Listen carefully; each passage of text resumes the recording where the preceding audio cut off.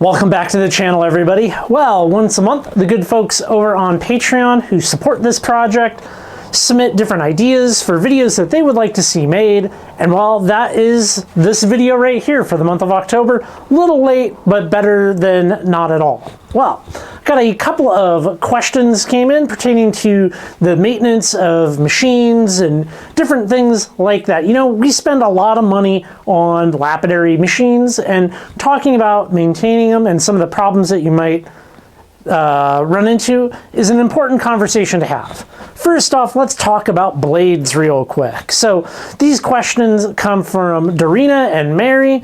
Well, blade care, okay? So you buy blades for your saws, and they're going to come in really one of two ways. It's either going to come painted, or it's going to come just raw metal. Now, the paint's going to come off of this. And once they start cutting with it, the paint's going away. At which point it's similar to this. And we want to take care of these blades. The actual disc that is stamped out here is just like a steel that can rust. And then we have our centering. We have our centering around the edge, which is not going to rust really. So when you're done cutting, and I'm specifically just talking about water saws, your trim saws, well, you can't see that one right there, but your trim saws, you're going to want to fully dry these guys with some paper towels, or if it's summertime, you can put them out in the sun, and then you want to put some kind of penetrating oil on it so that you can have a blade that looks nice and shiny like this, and it isn't all pitted with rust. I like this product. Okay, but you can use whatever product you want, not WD-40. WD-40 is not a penetrating oil. You can just throw your cans of WD-40 in the garbage, and there's way better products out there in the world now. So you do that, and you can have a blade just like this, which I have used countless times, and it looks fabulous. Both Dorina and Mary have had some issues with vibration, and we've have some issues with the blade wobble. Now, depending on the blade that you're using, they can be very thick and very rigid, and they can also be very thin, like a floppy noodle. The ones that are a floppy noodle, you will generally have more vibration in them, and you will generally have cupping. A little bit of cupping will happen. I don't have any really thin cupped blades, but that is a thing. I don't worry about it a whole lot. Generally, when you're starting to cut a slab, that kind of wobble, once it touches something, will be totally fine. This here is the 10-inch high-tech diamond trim saw, which is very common saw. We'll look at another one here shortly. You do want to have your two washers here. This is a direct drive saw. We can put our blade on here. You do want to make sure that all of these washers are very clean. You want to make sure your blade is really clean so that there's no like buildup of sludge on here, which could cause unnecessary vibration when you're running it. So I do like to tighten this down, at least by hand right now. We'll put our bearing block on and tighten all of this stuff down, and we'll turn it on, and we can look at what, if any, vibration we have and how bad it actually is.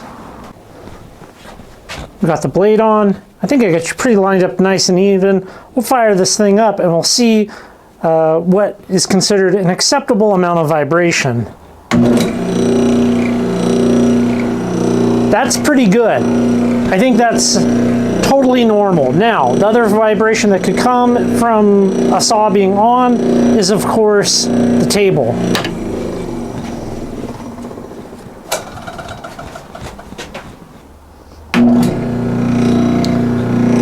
I feel like there's a little bit more, maybe you can just hear it, but I think this is a perfectly acceptable amount of vibration.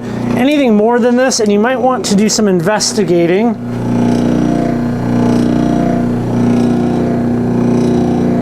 But yeah, that's very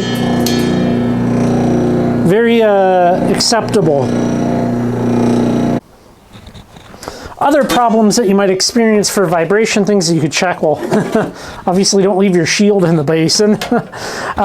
We have a direct drive saw here. So under this housing, we have the motor, and the motor is connected directly to this shaft. We'll look at an alternative to this here shortly, but we want to tighten everything. We're going to tighten it all down. She was also having some issues with the saw stopping. So I think part of that is the actual cutting techniques that people use. You want to let the saw do the work, and you don't want to do the work. Now this is, of course, way too big of a rock, probably, to be cutting on on this. But typically, you want the saw to do the work.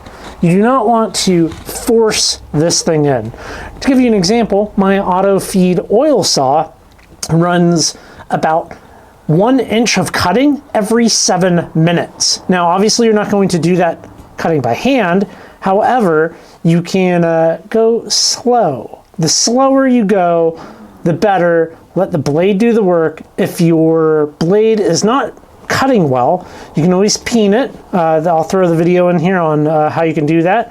And you can totally restore the blade back to its original state and get cutting again. So these have a lot of life in them, and you can make sure that it will cut just fine. These direct drive saws, you can, however, force a rock into it and you can stop the blade, which is not what you want to do. You don't want to stall your motor. This saw has a motor housing over the top of it, and it's held on with 3 screws here in the front and 3 screws in the back. We'll pull this cover off so that we can look at our motor here. The motor is not bad. It's I believe it's a Century motor, and it's 1/3 horsepower, which that's pretty standard for a trim saw, you know.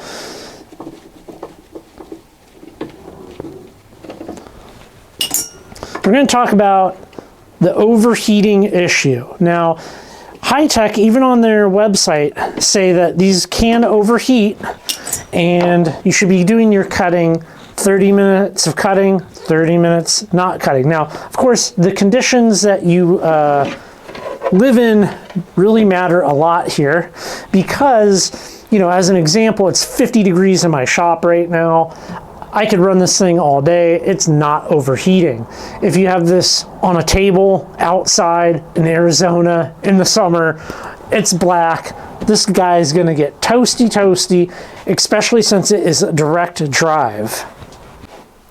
Some things that you're going to want to check for vibration.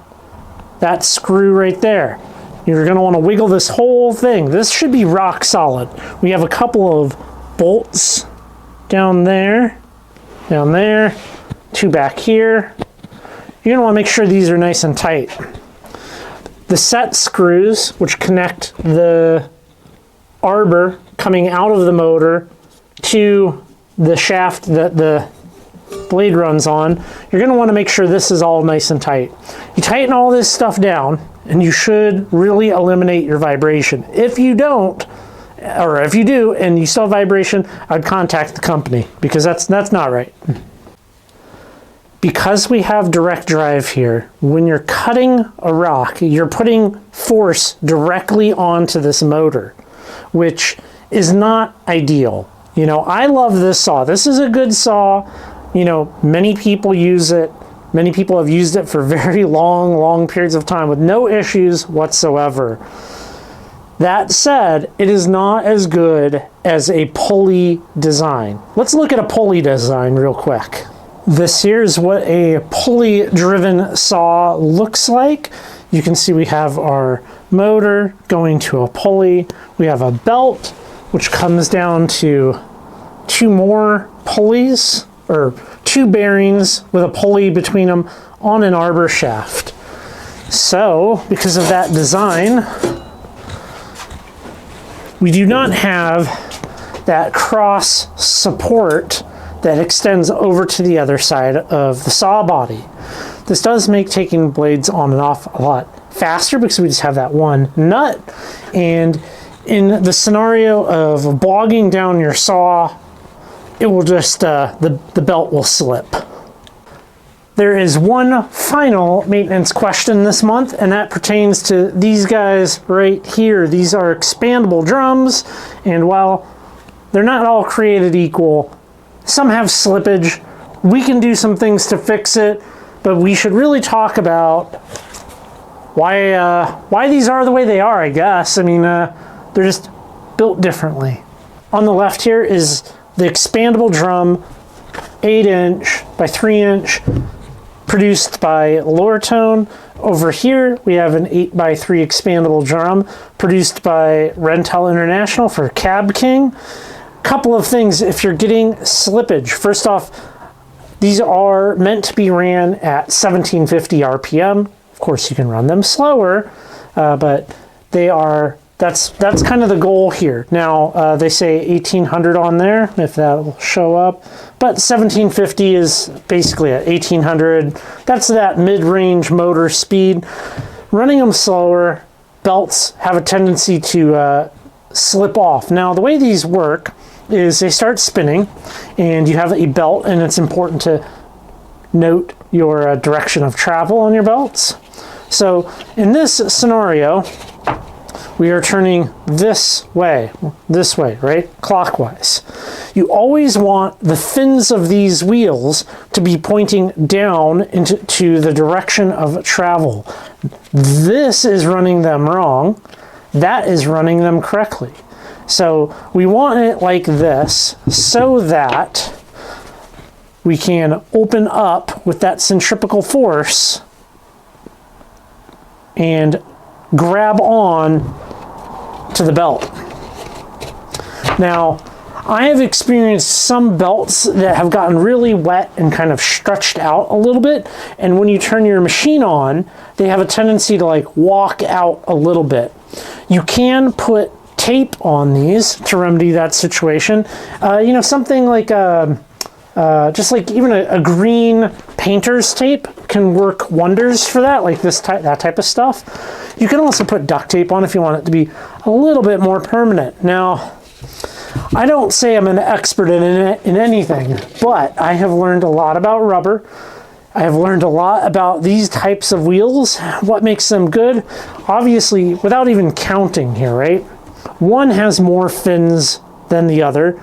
These fins on the left are larger, and in turn, this is a squishier wheel than this. This is a harder rubber, less fins, shorter fins. You get more expansion out of this one than you do that one. Both can work. Now, I believe that these wheels over here that I have are slightly defective, or they're very old. I bought them from a secondary dealer, so not from Cab King. If I had to do it over, I would buy these, but I would buy them direct from Cab King. I would not buy them from a third party. Obviously, Lortone does not do direct sales. I got these from Kingsley North, and I will continue to run the Lortones on my NS8 Arbor because I like them. So direction of travel, you can always put tape, and that can control the belt slippage because it'll just, you know, running tape around there, it will help suck up a little bit of that gap and will hold on to that belt. I would like to point out that both of these saws, yes, they're both 10 inches, both have pros and cons of each, which maybe that's a thing for another video, but I do like both of them for their own kind of separate roles.